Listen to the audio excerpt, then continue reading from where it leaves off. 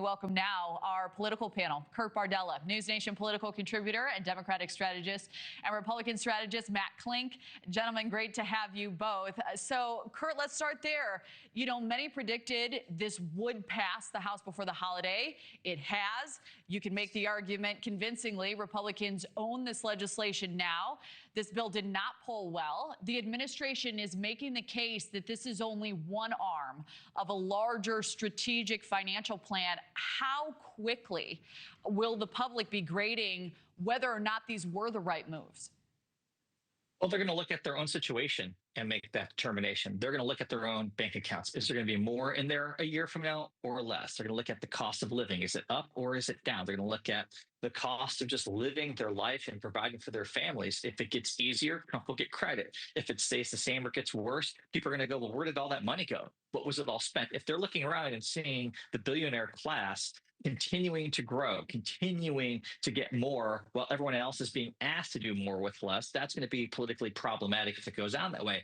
On the flip side, if the economy is booming, if jobs are being created, if unemployment stays down, if the cost of everyday goods, groceries, mortgages, rent, et cetera, if that stays stable or goes down, that will be a huge political benefit for Republicans. So ultimately, time will tell, and really the bank account will tell everything. Yeah, and you would imagine the president and his administration are eyeing the midterms, know that this is going to be incredibly consequential.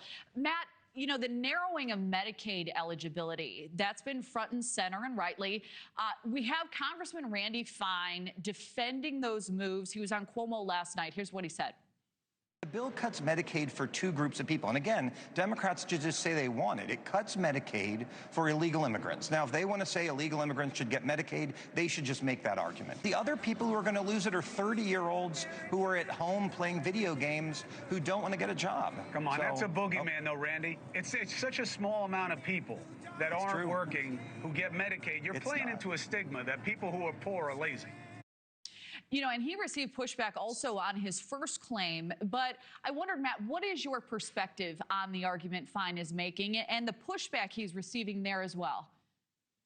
Well, look, these cuts that the Republicans made, only in Washington, D.C. is it a cut. And their Medicaid still grows. It just grows at a number that is slower than what the Congressional Budget Office predicted.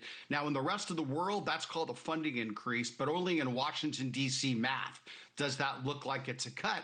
And if the Democrats, I think, look, Congressman Fine is correct there. If the Democrats want to have the argument that able-bodied men and women should continue to receive free health care when they could go out and look for work. All this does is that it doesn't force them to get a job, it forces them to look for a job, or that 1.4 million illegal immigrants should get Medicaid.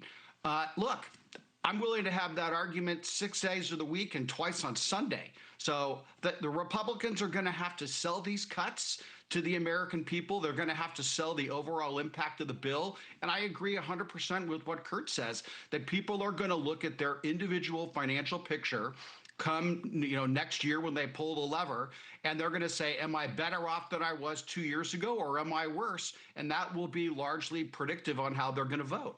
Thank you for watching. Subscribe below and download our NewsNation app right now on your phone, and you will get fact-based, unbiased news for all Americans.